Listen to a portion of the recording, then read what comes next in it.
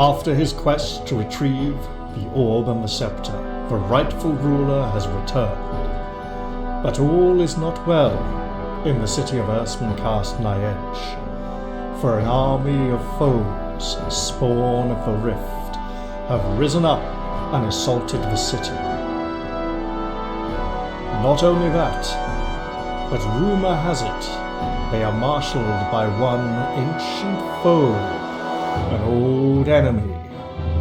Honoric, the leader of the Legion of the Sword of Doom, has brought death and destruction to this fair city, and it is up to the ruler to defend it. But he is no mere mortal politician. This is Avenger. He is ninja, and he follows the way of the tiger.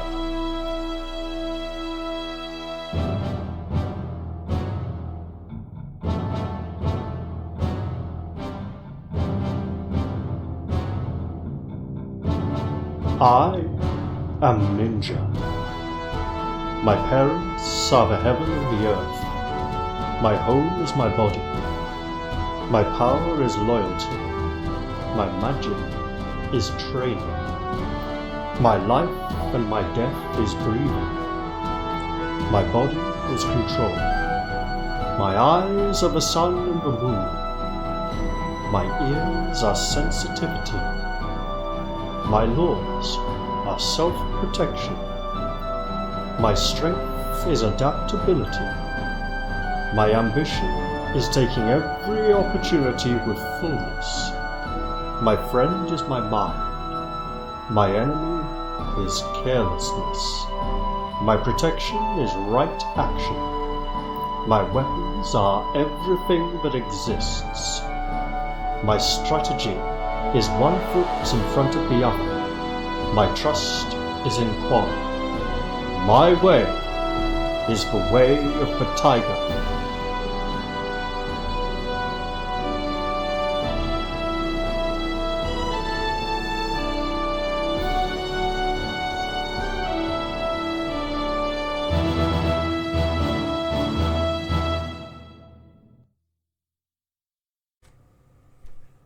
Hello everybody, I'm Raphael Perry and it's time for some more of The Way of the Tiger.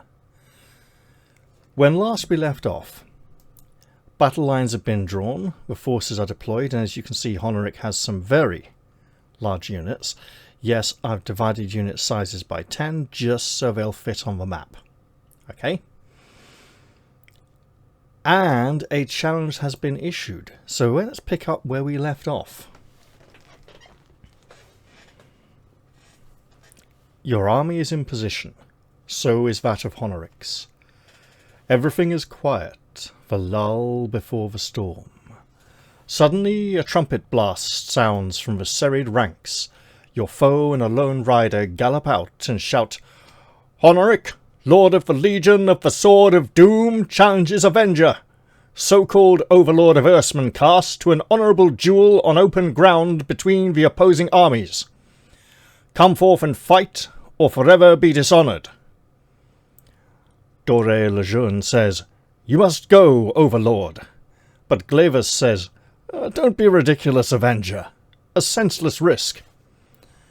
And as we established last time, we are absolutely going to accept Honoric's challenge, even though it may be the death of us, for Honoric is a mighty warrior, and he wields a magic sword. You ride forward on your white stallion and shout, "I accept your challenge, Honoric!" A great roar comes from your troops. They have great confidence in their ninja lord in single combat. Honoric, his three-horned helmet and studded armour looking too heavy for any normal man to carry, rides forth, his own troops also shouting frenziedly. Honoric rides to the ditch between Woodnugget Wood and the Wicker Wood, and you ride to join him. The duel is on, and it will probably decide the battle. Without you, your force will disintegrate. Now, to be clear, this is actually really interesting because of the deployment he's chosen. Honoric's surrounding units witnessing are all allies. His own core loyal units are nowhere nearby, right? And then all we've got is the followers of Beatan to defend us if things go wrong. Now,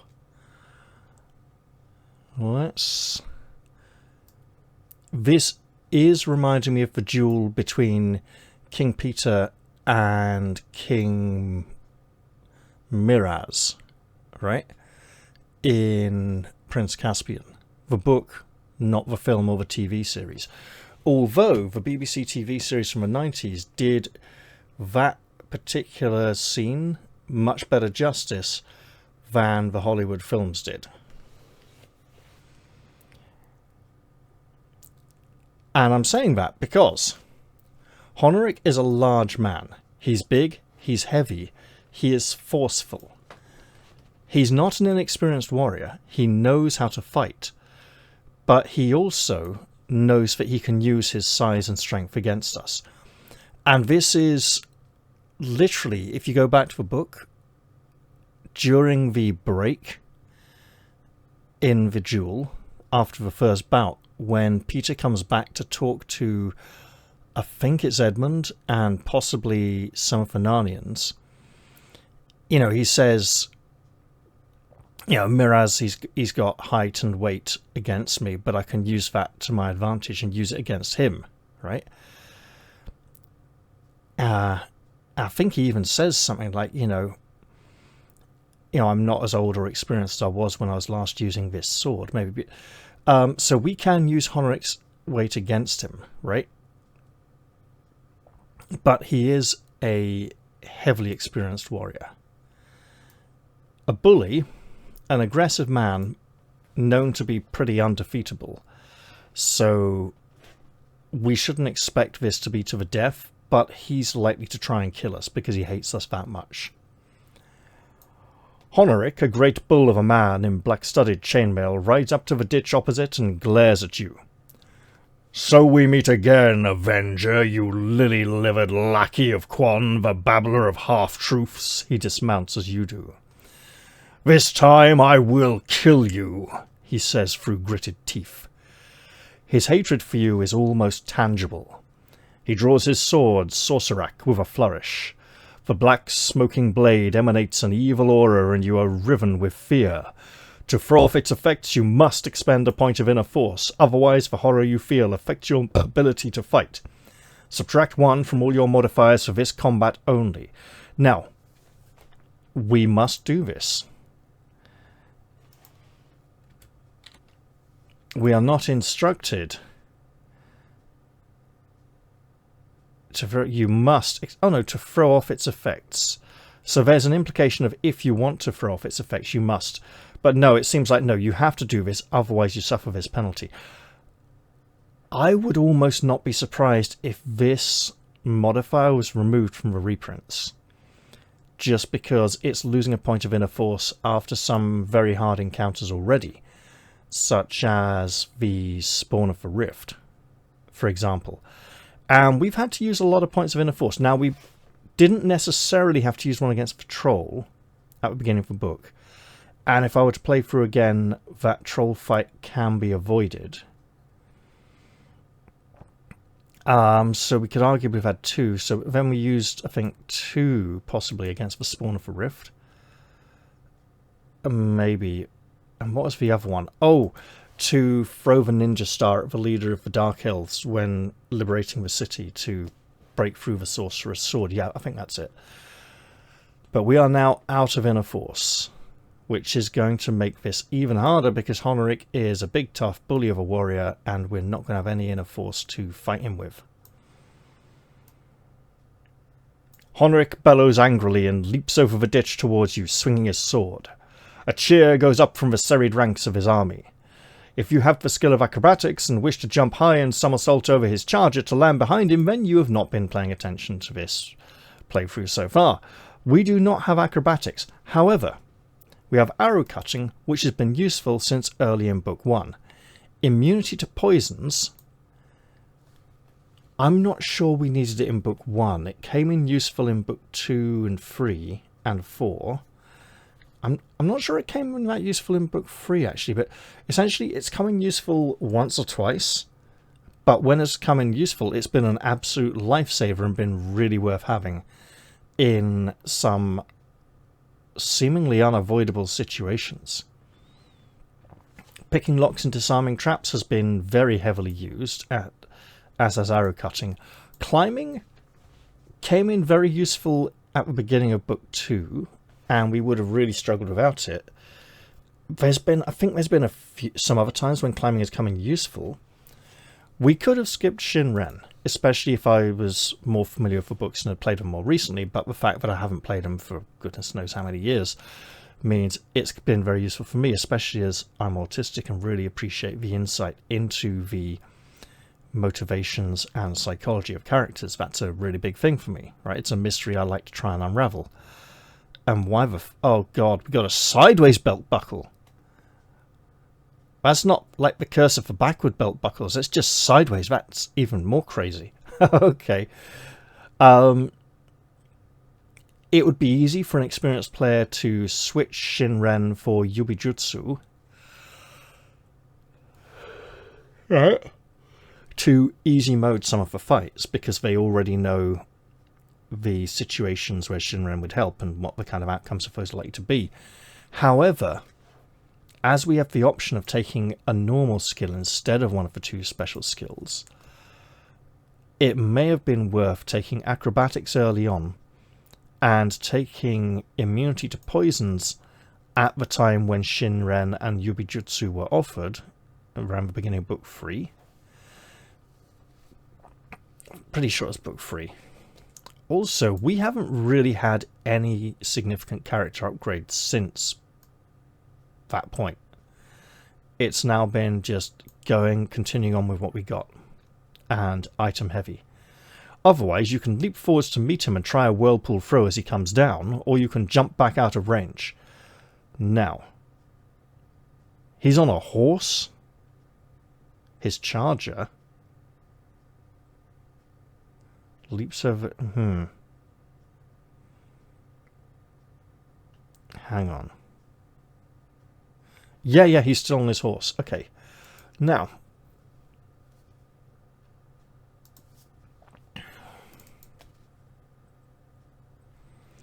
the whirlpool throw is a combination of a basic Aikido throw with the hippie throw, right? The hippie throw makes use of the hip, and the Aikido throw takes the wrist and elbow, or between the elbow and shoulder, to guide the person down using their own momentum against them as they are already grabbing or throwing a punch or thrusting forwards, right? If there's a knife, you can also twist the wrist, but there's a way of applying pressure either to the elbow itself or just above it. I think it's pretty much on the elbow. That sort of gives you control of the arm, essentially. You can do it. You can either move off to the left or the right, but you essentially need to move offline so they don't have the line of attack to you directly anyway, right? Because you are pulling from the side in the direction they are already moving. This is more like the hippie throw, where you grab them and then bash your hip into them and throw them over the hip. Let's just point out something. Getting into this position, when this hand is holding a sword, which can probably go up to about here, maybe a little further, when you're standing back here as he's coming for you, it needs to be about that close to get a good hit of a sword, right? Because, contrary to popular belief, to hurt someone with a weapon, you don't just need to be able to touch them with it. You need to be able to touch them with a significant portion of the weapon, like, for instance, with a sword. Let's just go back over here for a moment. Here's a sword, right, in a man's hand. If he's attacking you with this sword, if just this little bit hits you, it's not going to do a lot of damage. Generally, around here, about 2/3 of the way down the blade, is where he's going to get the most power, the most striking power. anything above that is going to be a relatively weak strike, and down here it's not necessarily going to have full momentum or impact. Obviously, this is different with hafted weapons, which you generally want to get walloping with the bit right at the end. But even then, you want to get close enough that you don't need to just reach out, extend your arm fully, and then the weapon, and then just tap them. You want to be close enough that you can get a full whack, you know. So anyway, point in case, right? He's not some untrained peasant. He is a general. He knows how to wage war, and more importantly, he knows how to fight. And he knows we are a ninja. Not only that, but he has ninjas in his army. He has the monks of the Scarlet Mantis. They are not deployed on the field currently, so they are hiding somewhere up to no good. But the fact that he has the monks of the Scarlet Mantis means they will have been training in his camp, possibly even visibly. And there's a good chance he will have sat down watching them train, studying and analysing, so that he will have a good idea of what we can do, because he doesn't just know we're a ninja because we're turned up wearing a ninja suit. He knows we're a ninja because we killed his allies as a ninja in Book 1. And in fact almost killed him when we poisoned him in Book 1 when he was asleep, which was practically the only way he could have been beaten. So the fact that he's now coming at us as one of the mightiest warriors of the age with a magic sword means that if he takes a big chop or swing at us and we get out of the way, he's likely to be able to anticipate that enough, especially as we get close, to redirect his swing or do something nasty. And the fact that we would start distant as he moves up to strike. Okay, so here, let's take this, right? This is your optimal point. That's a fully extended arm, right? And you get impact because of where you put. But this jab, it can't be done by just flicking the wrist at the end of the arm with this amount of reach here. It's got a less reach, right? Same with the sword. It's not going to be the full length of the weapon for the weapon reach. Well, you can touch someone with the tip of the sword, and you can kind of jab and do little stabs and stuff and nick them with it. But if you want to get some proper impact, you got to be closer, right? Generally, there's a thing of, if you can reach out and almost touch your opponent with your hand, reach out of your weapon and sort of rest it on their shoulder, not the weapon head, but, you know, your hand is almost at their shoulder. That is actually how close you want to be to use a weapon very effectively, right? Trying to just sort of do big swings to keep them at bay and stuff, it's defensive, it can work, but it's not the most effective way of actually ending a fight quickly. And by ending a fight quickly, I don't mean killing someone, you know, because you can end a fight in such a way as to disarm someone, knock them down so you can run away, or all sorts of things, right? So, I'm thinking that the jump back out of reach, because it will look defensive, right? And we can maybe tire him out a bit or frustrate him, because he does have a bit of a temper that even his allies used against him in the past, where Mance the Death Mage cast a spell to humiliate him when he was losing his temper and going to do something bad. So we can back up and hope that he hang on, why the hell would we try a throw when he's on a horse? Right? That would be an entirely different kind of throw, because we'd be trying to pull him from the saddle. God no, we'd jump back out of his weapon range to force him to come to us a bit more. We don't want to tire ourselves out dancing around him, but if we can get him angry and frustrated, he might make some kind of mistake.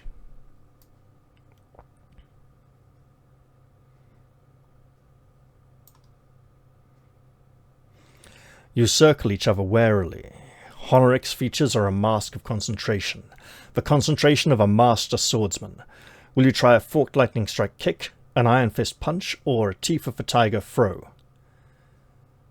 Now, for the teeth of the tiger throw, we would need to launch ourselves in the air, cross our legs around his head or neck, and twist in a spinning motion.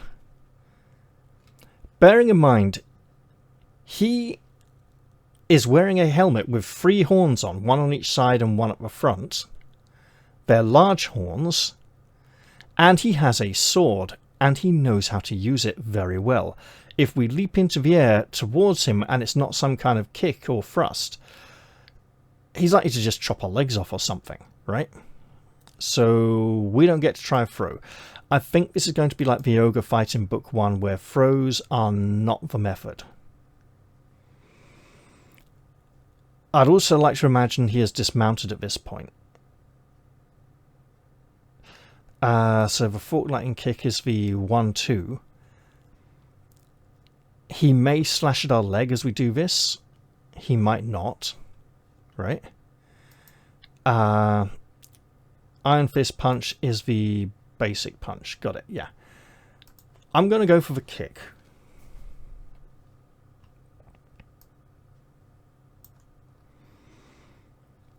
As you close in, Honoric slashes at your head, but you lean back and then drive your foot at his knee and then back up at his throat. If you have the skill of nerve striking, you may add 2 to your damage roll, but you may not combine nerve striking with inner force. Well, guess what? We got no inner force points left. We also do not have Yubijutsu with the skill of nerve striking. Honoric's defense against the fork lightning kick is 8, and we have a +2 kick modifier, so we have a chance. He has 24 endurance and does 1 die +5 damage, so that is 6 to 11. Average dice rolls, we are dead in about 3 hits. Now, this isn't a duel to the death. We only need to reduce Honoric to 6 endurance or less, so we need to do 18 damage without suffering 20 damage. And our defense is only 7 against him. Okay. Well, it's a shame we had to lose our last point of inner force, but it is what it is. Honoric has his 24 points of endurance, and we will go open the dice box. Again, it's mapped towards dice, so fingers crossed they don't get sticky. We kick. Good opening start. We will deal our kick damage. 7. Oh, good stuff. Okay. Now, the other thing is, this isn't a high spar fight like the one against Yemen at the end of book 1. Or the one against Cassandra, Chuchev and Faum in book 2. So this is just down to the dice rolls and whether I choose to block or not. Blocking is a big risk in this fight because it, you know, he can hit, but it is a reroll, so he might miss. If Honoric is not yet seriously wounded, his sorceress blade speeds towards your abdomen. Your defense is 7. Well, let's see how he does. That is a miss. We are very fortunate. If you're still alive, will you now try another forked lightning strike kick, an iron fist punch, or a teeth for tiger throat? You'll notice this is 360, 370, 380. It keeps the 3 sections of the combat close together in the book so that it's easy to find your way if you forget the number to turn to. You know, it's within a few pages. And they're all ending in the same digit, which again makes it easy to remember. You go, oh yeah, 36, 37, 38. I will try the punch, just for variety's sake. You try to drive your fist into his face as he slashes at you with Sorcerak. If you have a skill of Yubijutsu, you may add 2 to your damage roll, but you may not combine nerve striking with inner force. Honoric's defense against the Iron Fist punch is a 9. That's 1 higher, and we have a 1 less modifier. So, our punch modifier is only +1. Not expecting miracles here, but hey, it would be nice. We missed completely. Obviously, this is just going to be a kicking fight. If Honoric is not yet seriously wounded, his sorcerer's blade speeds towards your throat. Your defense is 7. Well, yikes. That is a hit. I will try a block. Now, reminder, a normal hit needs to be above defense. When we block, the reroll only needs to match our defense, not rise above it. And he fails to get a 7. That's good. That's really good. If you're still alive, will you try another fork lightning strike kick? Hell yeah, we're not going to try punching anymore. Ouch, that could have been a really nasty lesson. So he's going to slash at us, but we'll duck, leap back, and then kick. You never know. Yeah, that kick didn't happen. He will attack us with his sword, and 6 doesn't get the 8 required to hit. That's okay. So we kick again. Oh, that's horrid. He chops with his sword and misses. Maptool's dice are getting a bit sticky, aren't they? Okay, we will kick. That's better. Our kick damage is 5. So the 5 and 7 is 12, taking him down to... yeah. I mean, takes him down to 12 endurance. And he will then strike at us most effectively. Now, arguably, if we block, we're not really taking a penalty to our attack. We're just losing our kick modifier. So we'll try the block. He does strike true because it's a block, so it's 1 easier for him. Which means it's going to hurt like hell. 10 points of damage. Sorcerak is a powerful magical sword wielded by a master swordsman who is also incredibly strong. That's half our health. He's also lost half of his. It's brutal. We're going back to kicking. We blocked. No modifier. We still hit though. That's great. 5 more damage. Damn it! If we'd done 1 more, the duel would have been over. As it is, he strikes back against us. And that 7 fails to beat our defense of 7 because he needs to rise above it. That's good. That's really good. So we will kick once more and hope it is enough. Oh yes, you beauty. What a kick. 6 damage. Ironically, we could have scored 7 or 8 damage there and arguably got a kill, but that's not really accounted for. Probably due to the fact that we're unlikely to have any inner force left at this point. So, Honoric has been reduced to 1 endurance point. And we live.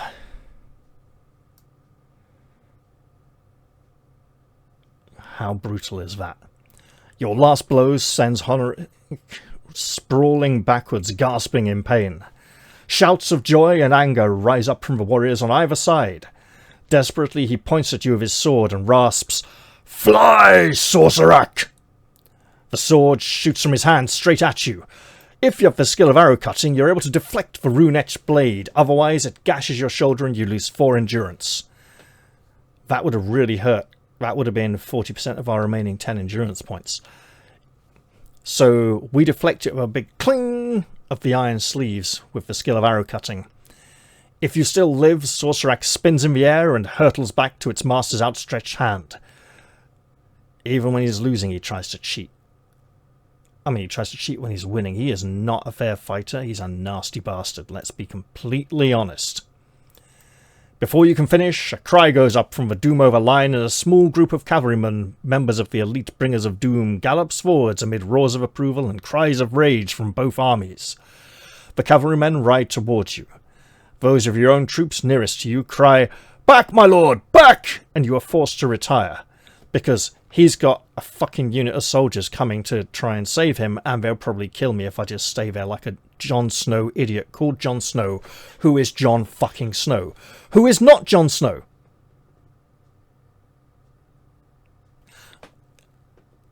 Just to be clear, that last Jon Snow was Jon Snow, the journalist, with his swingometer, who hilariously, it was either during the last 1 or 2 years of of Game of Thrones, or a year or two afterwards, he turned up. You know, he normally did election night covering news, but hilariously he turned up and saw a protest march, a rally, and he said, "I've never seen so many pissed off old white people in one place at once." And we were like, "Oh, Jon Snow, you know nothing.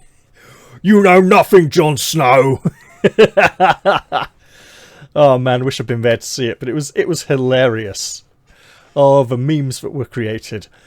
Right, the cavalrymen sweep up Honoric, who, though barely alive, is cursing them loudly for besmirching his honour. You make your way through the ranks of your cheering soldiers to your command post, where some healers of Avatar are waiting to tend you. A similar situation must be occurring on the other side of the stream, for it is not until the priestesses have used their healing magic to restore up to 10 points of any endurance you may have lost that battle is joined. Meaning, Honoric had to recover from his injuries before he could concentrate and start giving battle orders. Are our allies the men of the spires of Foreshadowing and of Fiendil? Nope. They are the men of Seracube and Avaneg. But we get to restore 10 points, which puts us back on full endurance. It probably won't last. We're probably going to be asked which battle plan we're using as well, because that feels like one of those convergence juncture points in a lone wolf adventure, where you would have essentially, like, you know, choose 3 paths. They'll all converge at this point later on in the flowchart, and then you'll have a choice of like 3 or 4 more paths from here. But these are set encounters that you will experience whichever way you go. Where the story gets to conversion, you get a chance to get things back on track. And the nice thing with Lone Wolf is there weren't so much... Look, the dungeon at the end of book 6 aside, where you have to take left or right decisions in the dark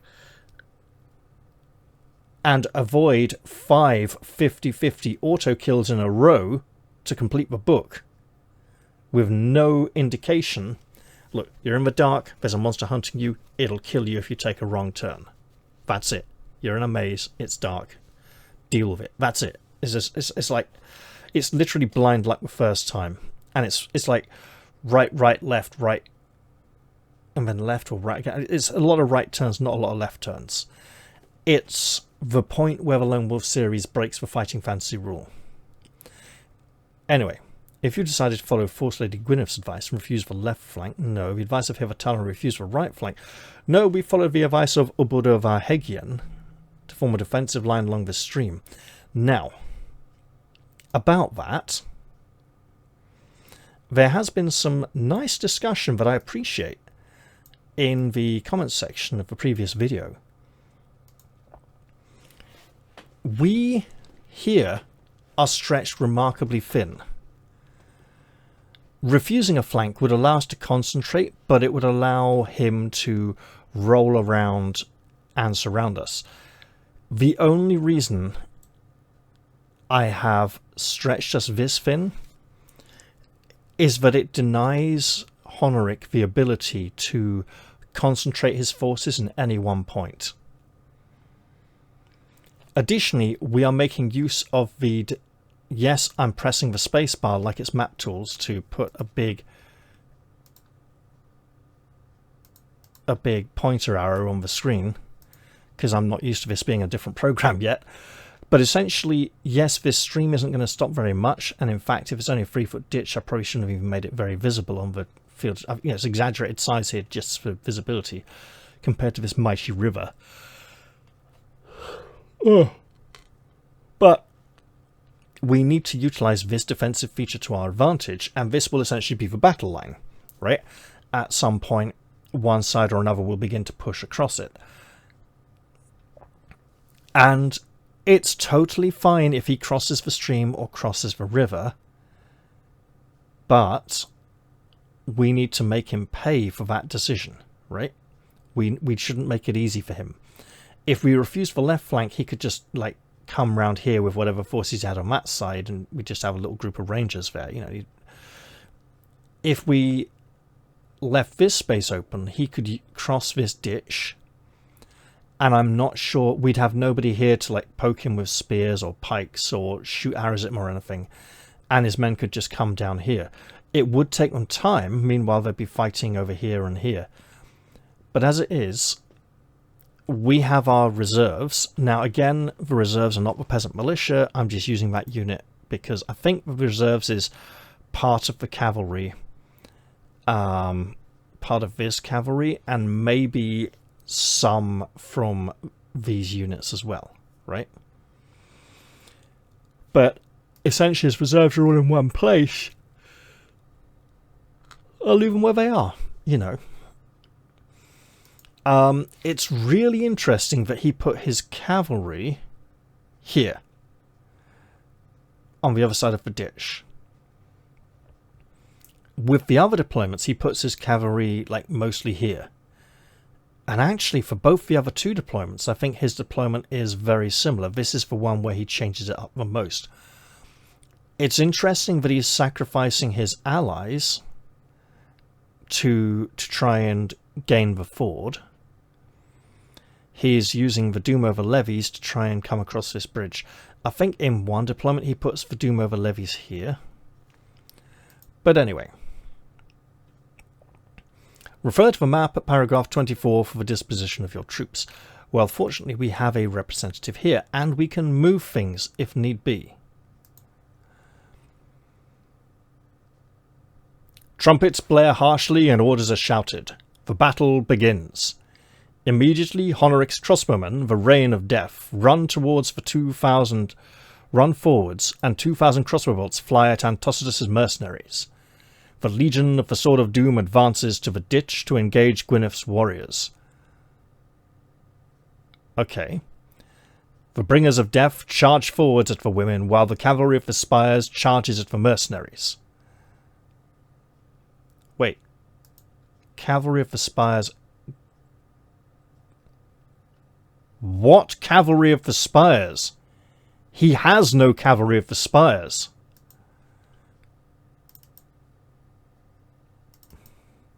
Force lists. Legion of the Spires, 1,000 swordsmen. No mention of cavalry.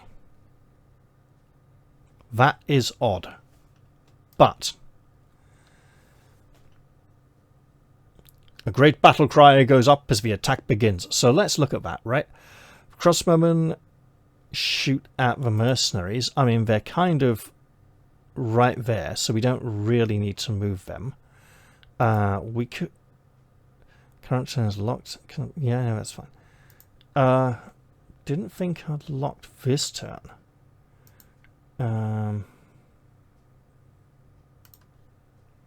So if we go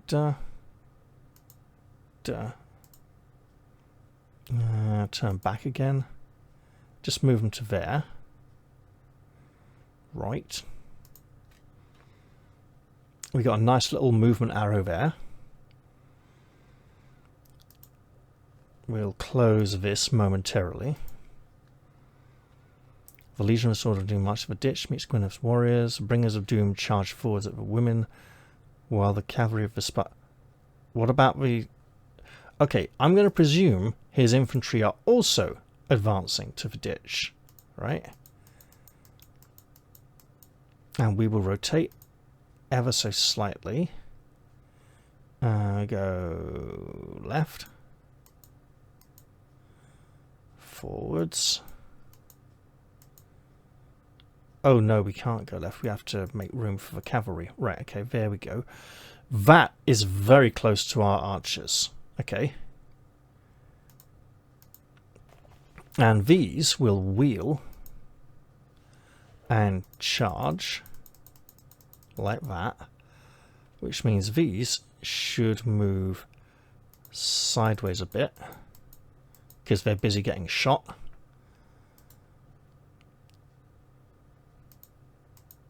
Now remember, the ditch is a good defensive feature. Now, there's only 1,000 shield maidens here, less any who've been pulled back into reserves. We're probably going to have to commit our cavalry pretty, either in here or here pretty quickly. All right.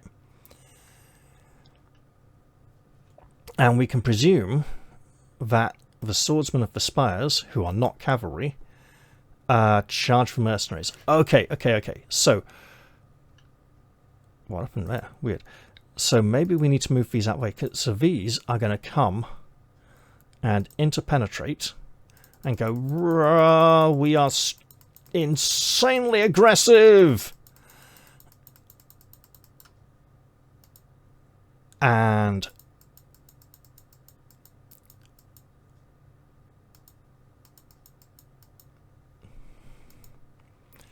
cross that ditch to fight here, and these will come forwards a bit to meet them. Here we go. Right. This is after the shooting. Okay. What else? Simultaneously, Honoric's allies also began a full-blooded assault on the men of Avenger defending the ford, but the levies on the far left make no attempt to take Rorik's bridge. Yeah, look. They can just sit here because they played in a way, right? Honoric has made a good tactical decision here because we have committed 1,500. We've committed 2,000 of our 8,000 strong force here, right? That's a quarter of our army. And this 4,000 of his 16,000, it's about a quarter of the army. But these are high quality troops. These are low quality troops. He doesn't need to commit these to fight. As long as these are standing over here, they're not over here doing anything good for us. Something we'll need to bear in mind.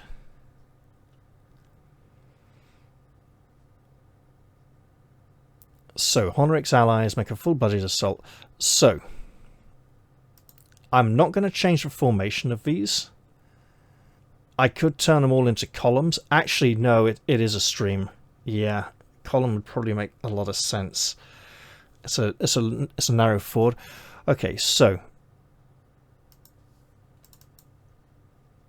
where are we? Can I 100? So 20. If I go 5. Let's go 10. Alright. No, 5 it is. It's going to look shit. But essentially...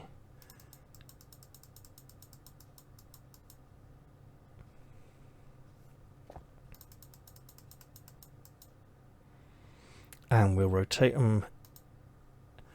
Oh, not that far. Okay. And back a bit. Now... The left and right and up and down are from his point of view as he's looking from his side of the table. Took me a little while to get used to as well. Okay, so then we will also put these in column. And go bop. Charge over here.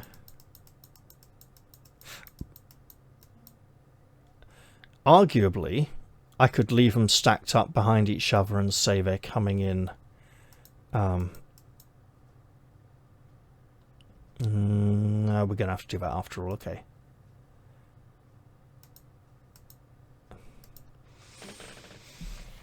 But there's no description of which unit is taking damage yet, so it may, if I stack them up free like that, like he'd originally deployed them, the guys at the back might suddenly get killed and we might wonder what the hell's going on. So, and also, no, not 50, 4, 5, we'll just go 5, yeah. And we'll go Left. Down. I can't click and hold, I have to click individually.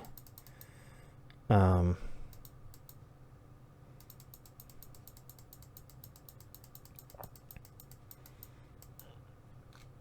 let's go back. And can we? No. Okay, that's a bit too far. The Women of Horngroth, I'm not sure if they're committed here yet. Let's see.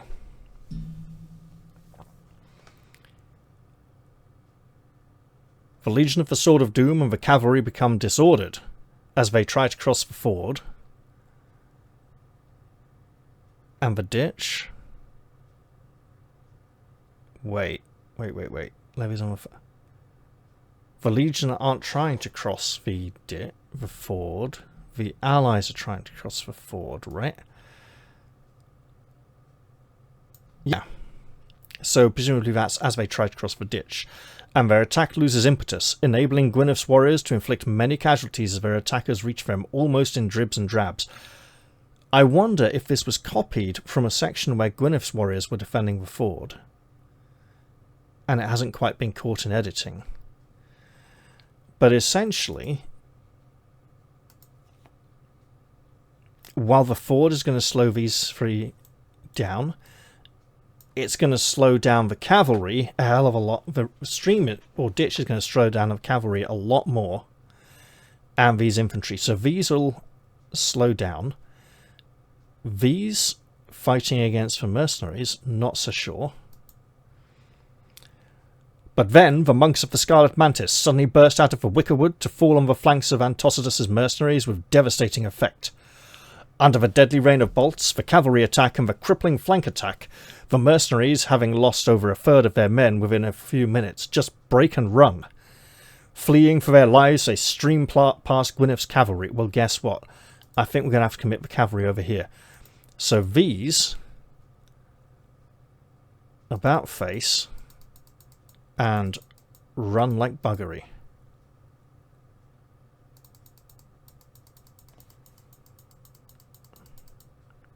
Let's turn to the right a bit.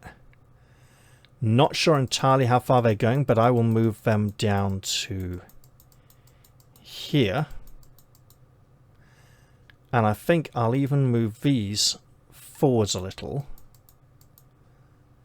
and turn them to the right to indicate a new threat. These are going to have to go further, so they're not clipping with the cavalry so much. They're not using the old farm for shelter. They may be completely gone at this point. They might not be coming back. And where is our map? The wicker wood, I believe, then would be this one over here. So at this point then, the monks of the Scarlet Mantis, all 20 of them, have emerged from here. And we will... They're being placed, so we can go like that and go, "Rah, we're nasty fucking ninjas, we're going to kill you." There we go. And our wood elves are over here. And the rangers are over here. It looks like our right flank is collapsing, which is interesting historically, because this feels very much like it's based on Napoleonics and ancient battles, given the way units are moving. So the whole fight's been happening over here. This is, again, interesting because in the ancient period, the exact opposite of this would happen, right? Because ancient generals would place their strongest men on the right-hand side of their battle line, and when battle was joined, the men on this side would win and start pushing back, and the men on that side would win and start pushing back. And the formations would literally start to rotate as both sides would push the other's left-hand flank back. And it would be a case of whose flank crumbled quickest or who gained ground quickest to actually see any sort of serious change. Now, that's obviously like phalanxes, like Romans and Greeks type period, right? This is nasty. Hopefully, now these are spearmen of Mortavalon, so they worship death and decay and necromancy. Legion of the Spires. The Spires could have helped us. Swordsman of the Legion of Avaneg against our swordsman from Avaneg. That's going to be really bitter, nasty fighting. This cavalry aren't doing anything yet. Arguably, they could be over here, fulfilling the role that was described, bizarrely. But it looks nasty, right? Okay. Dismayed, you are about to order your corps of bannermen, 20 standard bearers with banners particular to various units, to signal the cavalry of Irsmuncast to charge, when the full force of the legion hits the outnumbered infantry at the stream. The crossbowmen have wheeled around, poised to unleash a deadly volley into the flank, when Force Lady Gwyneth, fighting alongside her troops, orders a fighting retreat. Yep. She has no choice other than to face swift annihilation. So now, let's just progress that on a turn. Right? So the crossbowmen are now here shooting into the flank of the Shield Maidens of Dharma, who are going to have to retreat. So while we were going to send our cavalry over there, we now have to think, oh god, it's all crumbling over here. Okay, this is exciting. It's dangerous, but it's still nasty. Desperately, they give ground rapidly, fighting hard, retracking towards the gap between the farm and Wood Nugget Wood. So, Wood Nugget Wood is the central one here, right, and the farm is there. So these will rotate right a bit and back the fuck up. And we'll go right again, just to... No, we won't. Not that far. Okay, there we go.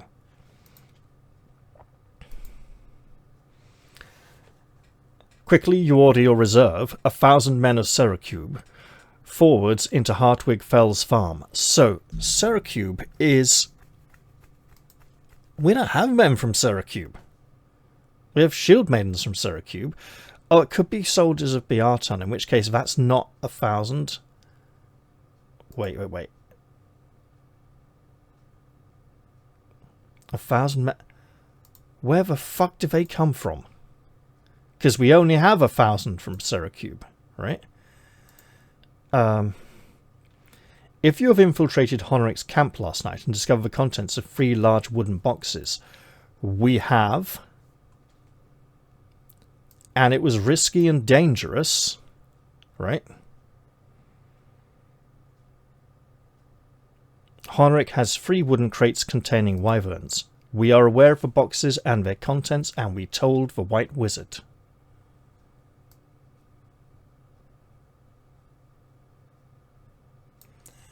You had told the White Mage of what you had seen some hours earlier. Standing nearby, he says quietly, "My time has come, Overlord." And then he mutters something inaudible. Suddenly he takes to the air, to the astonishment of all those on Colwyn's Mound, and flies towards the Wickerwood.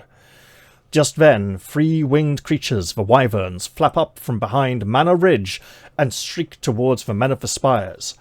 The White Mage, high in the sky, his robes glittering in the sun, flies to meet them with bolts of lightning, words of power, and potent magic.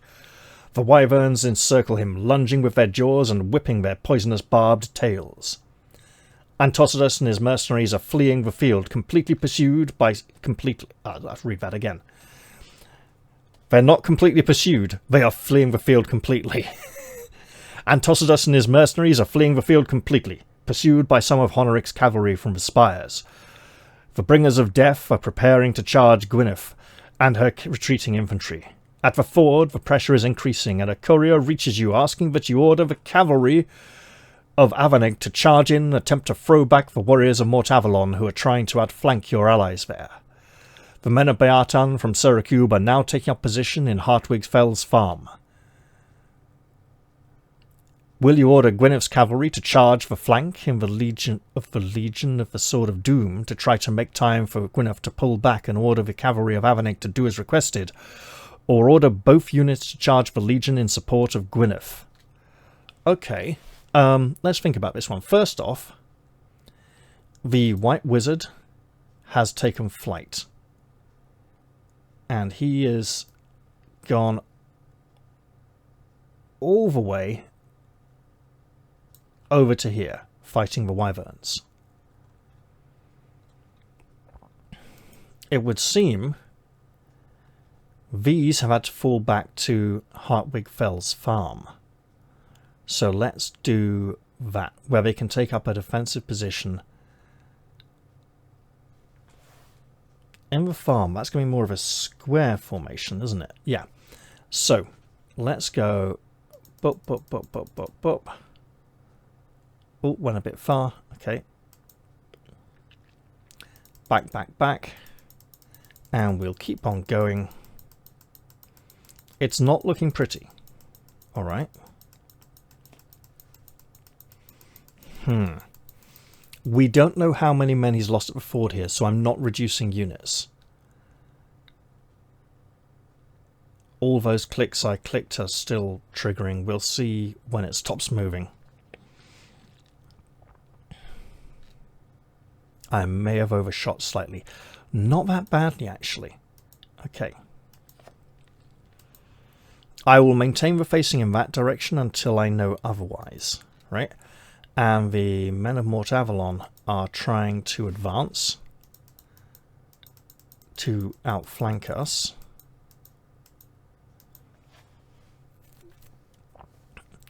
I will... Oh god, may have clicked too far. I will rotate left. And I'll put them back up. I'll put them on 10 by 10.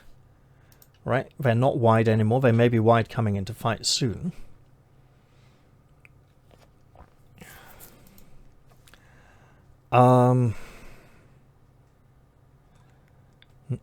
Obviously, I don't have anything on the map for the Wyverns.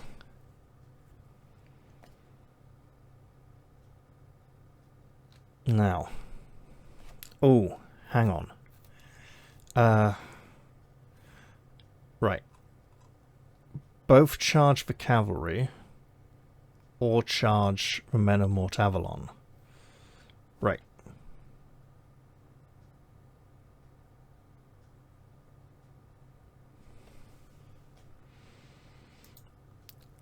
Are we supposed to have a different unit fighting here at the ford? And then these are... because we have reserves. If we have a second unit of Followers of Beartan from our reserves coming up here as a fallback defense, as these could then retreat, it's not easy to tell. But it seems like they're being forced to retreat, and these... well, Legion of the Spires now seem to be completely over here and now cavalry. Now let's look at this, right?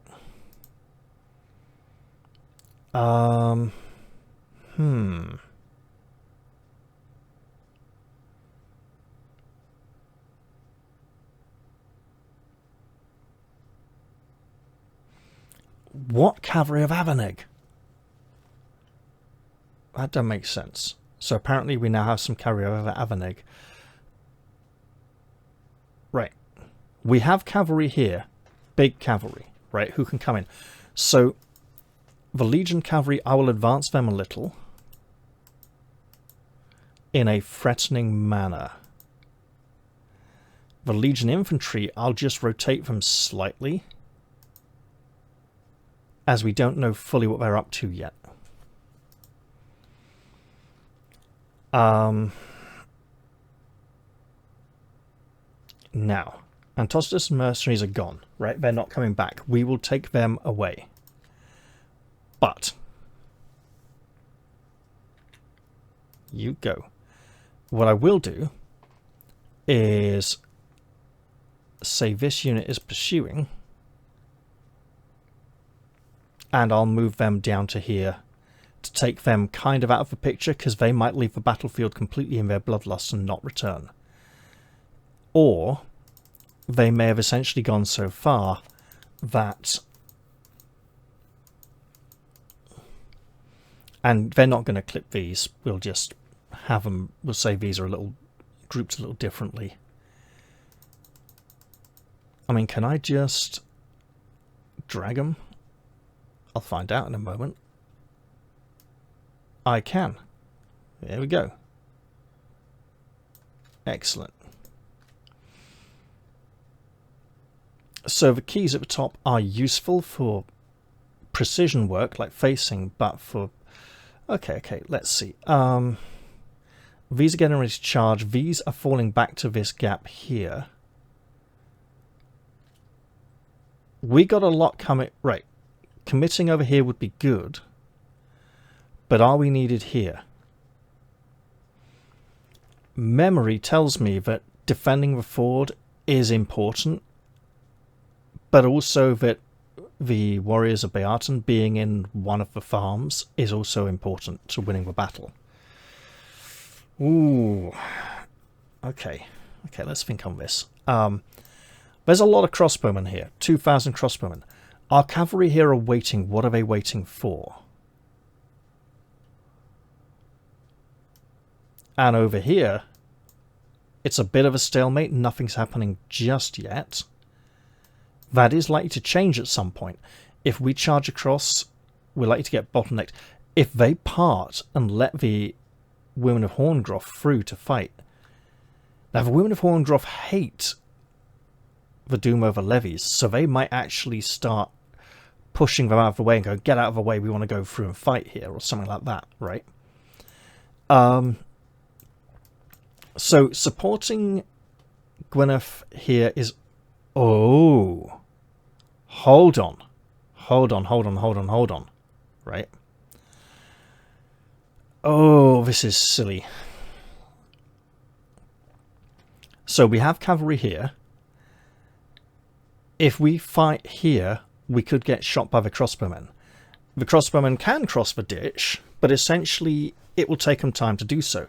If we can lure these and these down to here, then we stay out of range.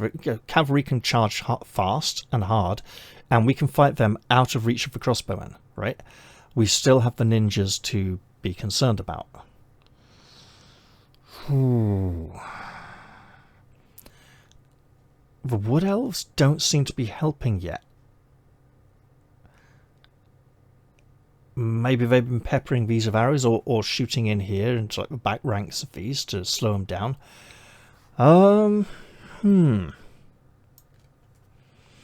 But if we don't stem this advance fast, then all these guys come over and start killing us really quickly. We may need to consolidate.